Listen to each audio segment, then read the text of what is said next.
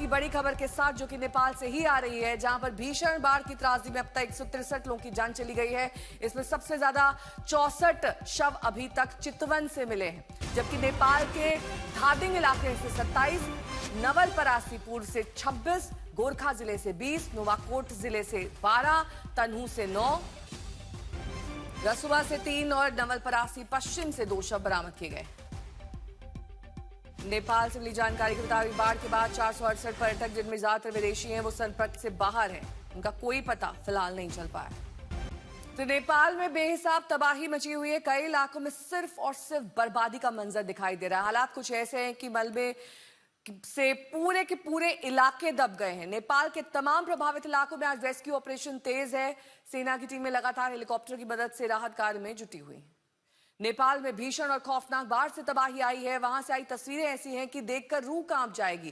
कल सैलाब ने नेपाल के कई हिस्सों को बर्बाद कर दिया। अब तक 160 से ज्यादा लोगों की मौत की पुष्टि हुई है। सैकड़ों लोग लापता हैं। आपको दिखाते हैं नेपाल की वो दर्दनाक तस्वीरें। ये किसी हॉलीवुड फिल्म का सीन नहीं, बल्कि ये तिब्बत और नेपाल के रसुआ घड़ी बॉर्डर क्रॉसिंग की तस्वीरें हैं। ये वही जगह है जहां से कैलाश मानसरोवर जाने वाले भारतीय श्रद्धालु तिब्बत में एंट्री लेते हैं। एक दिन पहले ही कैलाश मानसरोवर जाने वाले श्रद्धालुओं को तिब्बत की तरफ जाना था, लेकिन उससे पहले ही जल प्रलय से तबाही मच गई। अब दूसरी तस्वीर देखिए। तिब्बत और नेपाल बॉर्डर पर जब तबाही ने अचानक दस्तक दी, तब वहां बड़ी संख्या में लोग मौजूद थे। मौत सामने आता देख लोग भागने लगे। जो जहां था वहां से भागा, लेकिन कुदरत के इस क्रोध के आगे किसी की नहीं चली। जो बसें पार्किंग में खड़ी थीं, वो सैलाब में समा गईं। जो लोग भाग रहे थे, वो सब इस सैलाब में फंस गए।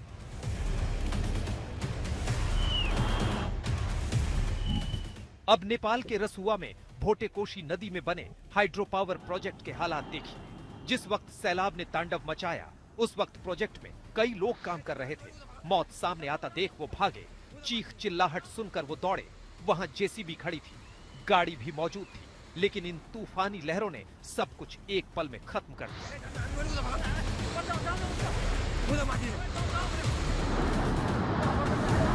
हादसे के समय पावर प्रोजेक्ट के करीब ही कुछ दूरी पर स्थानीय लोग मौजूद थे। उन्होंने सब कुछ अपनी आंखों से देखा। सैलाब कैसे विनाश कर गया, ये सब देखकर वो चीख पड़े। वहां लोग बेबस और लाचार थे। कुदरत की तबाही के आगे वो मानो सुन्न पड़ गए।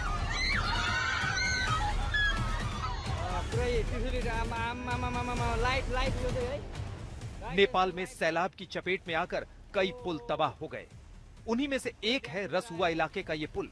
नदी के दोनों किनारों पर घर बसे हैं और उन्हें जोड़ने के लिए ये पुल बना था, लेकिन कहर ऐसा बरपा कि ये मजबूत पुल भी तिनके की तरह बहने लगा। स्थानीय लोग अपनी आंखों से मौत का मंजर देखते रहे।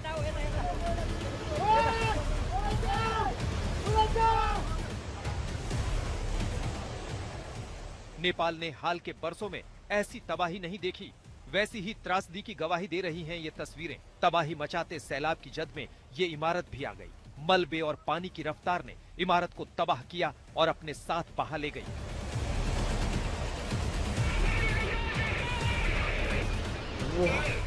अब ये खौफनाक तस्वीर देखिए। नदी के किनारे किनारे एक ट्रक चला जा रहा है। उसी वक्त रौद्र रूप लिए सैलाब आता है।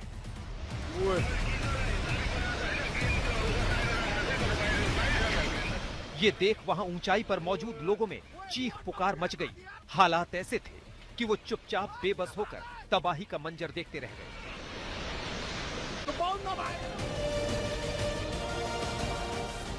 हालात बिगड़े तो नेपाल की सेना ने मोर्चा संभाल लिया। उन्होंने इस विभीषिका की ये तस्वीर जारी की। देखिए कैसे ये कार सैलाब में समा गई। घर तबाह हो गए। लहरों की रफ्तार ऐसी थी कि विनाश रोका नहीं जा सकता था। ढाडिङ इलाके में भी हालात बेहद खराब दिखे। वहां जब नदी में अचानक उफान आया तो किसी को यकीन नहीं हुआ।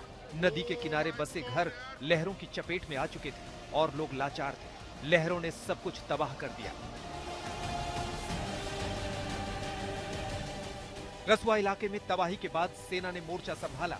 तुरंत रेस्क्यू ऑपरेशन तेज हुआ। हेलीकॉप्टर से नेपाल सेना के जवानों ने पहले पूरे इलाके का जायजा लिया। तभी ये रोंगटे खड़ी करने वाली तस्वीर दिखी।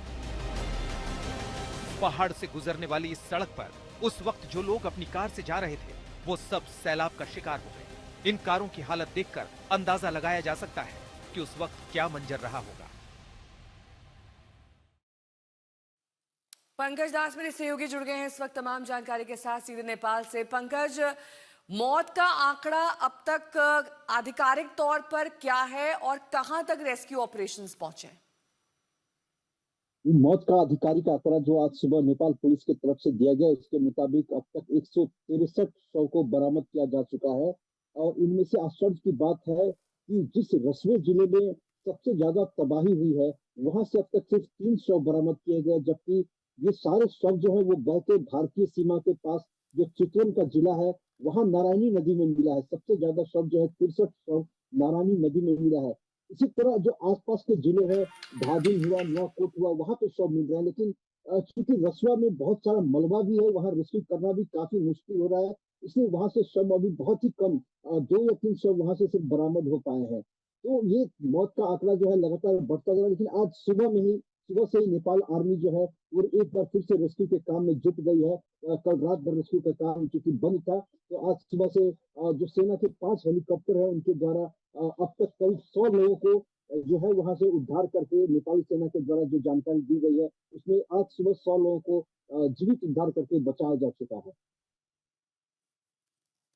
इसके साथ ही जो मदद पहुंच रही है अलग अलग पड़ोसी जो देश हैं, वहां से अब तक क्या राहत सामग्री पहुंची है, खासतौर पर अगर भारत की बात करें तो? इसे अब तक सिर्फ भारत से ही पहुंची है और किसी भी देश से अब तक कोई मदद पहुंची नहीं है। यहाँ पे भारतीय जो वायुसेना के विशेष विमान से कल 10 टन राहत सामग्री भेजी गई थी। वो यहाँ करीब मध्य रात में काठमांडू एयरपोर्ट पे पहुंचा और इतनी रात में ही जो नेपाल में इंडिया के एम्बेसडर हैं नवीन श्रीवास्तव, उन्होंने नेपाल के मिनिस्टर, सिविल एविएशन मिनिस्टर को सारा का सारा राहत सामग्री उन्होंने हैंड ओवर किया।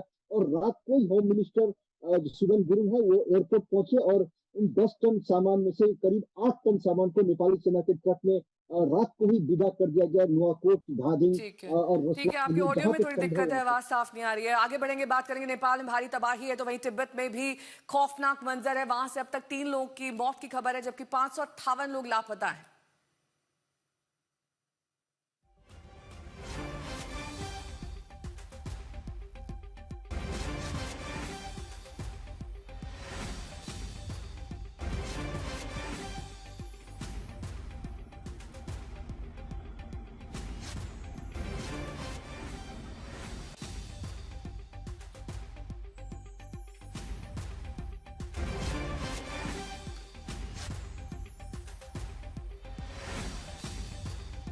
अब आपको दिखाते हैं नेपाल में इतनी बड़ी तबाही कैसे हुई। बताया जा रहा है कि 26 अगस्त की सुबह लगभग 8:37 पर 4.4 तीव्रता का भूकंप आया। इसमें कुछ देर बाद ही तिब्बत की ओर से भोटेकोशी नदी में अचानक भीषण बाढ़ की एंट्री हुई। सुबह होते ही 9:15 बजे लोगों को अलर्ट कर दिया गया। नेपाल की महाशाखा ने कुल 6,80,000 लोगों को आगाह कर दिया। अलर्ट की वजह से बड़ी संख्या में लोग सुरक्षित स्थानों पर पहुंचकर अपनी जान बचाने में कामयाब रहे। सुबह तकरीबन 9:15 बजे के आसपास मुगलिन तक त्रिशूली नदी के तटीय क्षेत्रों के लिए अलर्ट जारी किया गया।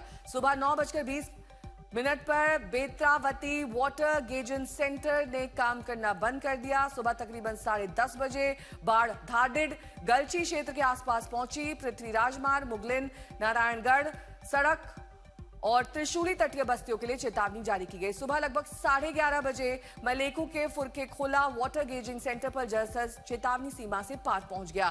सुबह लगभग 11:50 पर बाढ़ मलेकू बाजार क्षेत्र में पहुंची। दोपहर 1 बजे बाढ़ मुगलिन बाजार पार कर गई। दोपहर 3:30 बजे के आसपास बाढ़ नारायणी देवघाट क्षेत्र में पहुंची और शाम 4 बजते देवघाट जलमापन केंद्र पर जलस्तर लगभग 6.5 मीटर के उच्चतम स्तर पर पहुंचने के बाद घटने लगा। शाम 6:30 बजे देवघाट में नदी का बहाव करीब 4 मीटर के सामान्य स्तर पर लौट आया।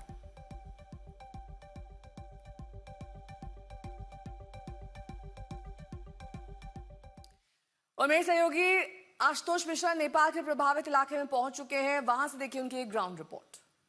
त्रिशूली ने जिस तरह सैलाब फैलाया है, और सबसे बड़ी मुश्किल क्या है, अब यहाँ पर ना सड़क मार्ग, आपको मैं अगर बताऊं कि मैं किन रास्तों से आया, पहाड़ों की सबसे ऊंची चोटियों से होते हुए, उन पहाड़ों के ऊंचे इलाकों से होते हुए काठमांडू की पूरी वैली पार करते मुझे यहाँ तक पहुंचना पड़ा। आमतौर पर जो 2 घंटे का रास्ता होता है वो पूरी रात ट्रैवल करते हुए तब मैं नोवाकोट पहुंच पाया हूँ। सड़कें बंद हैं क्योंकि त्रिशूली के सैलाब में सड़कें उसका शिकार हो चुकी हैं। और उसी के साथ साथ वैली देखिए, 14 से 15 हेलीकॉप्टर्स की मदद ली जा रही है इवैक्यूएशन रेस्क्यू के लिए, लेकिन ये वैली बार बार पैक हो जा रही है। और ऐसे में जो एयर ऑपरेशन है, सर्च एंड रेस्क्यू, क्योंकि अभी प्राथमिकता है सर्च एंड रेस्क्यू, और इसी के साथ जो जीवित लोग हैं, जहां जिनके एसओएस मिले, अगर आपको याद हो नीचे से जैसे त्रिशूल का आवेग बढ़ा, लोग इस तरह के रास्तों से ऊपर भागे, और जो पहाड़ी इलाकों थे, इन सारे इलाकों से वहां पर छुपने की कोशिश कर रहे थे, एसओएस मैसेजेस भेज रहे थे कि हम यहां से जाएंगे, क्योंकि डाउन स्ट्रीम में सबसे ज्यादा नुकसान हुआ है। और इसीलिए इन रास्तों से, पहाड़ों से होते हुए हम जल्दी उस जगह पर पहुंचने की कोशिश कर रहे हैं जहां त्रिशूली का वो प्रवाह और वो वेग दिखाई पड़ेगा, जिसके लेकिन सबसे बड़ी मुश्किल क्या है इस राहत बचाव ऑपरेशन में, कि आप एयर सॉर्टी जो है वो लिमिटेड है,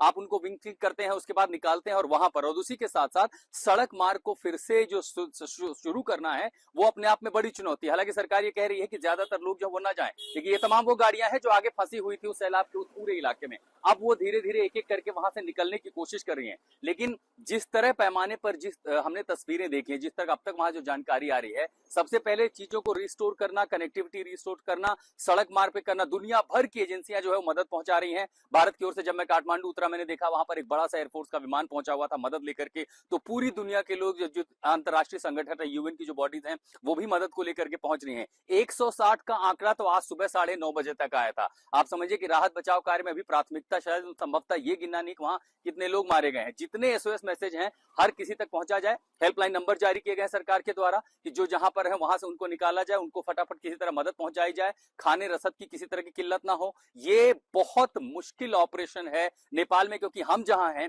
ये बिल्कुल हिमालय का सबसे ऊंचा इलाका है, और एयर रेडियस में ज्यादा ये बर्फ के नीचे दरअसल वो बर्फीली चोटियां हैं, और यही अगर एयर रेडियस में आप जाएंगे तो सिर्फ कुछ मिनटों की सॉर्टी में आप तिब्बत के प्लेटो पे पहुंच सकते हैं। तो आप समझिए कि ऐसे दुर्गम क्षेत्र में इतना बड़ा अभियान चलाना अपने आप में जो है बहुत बहुत ही मुश्किल कार्य है।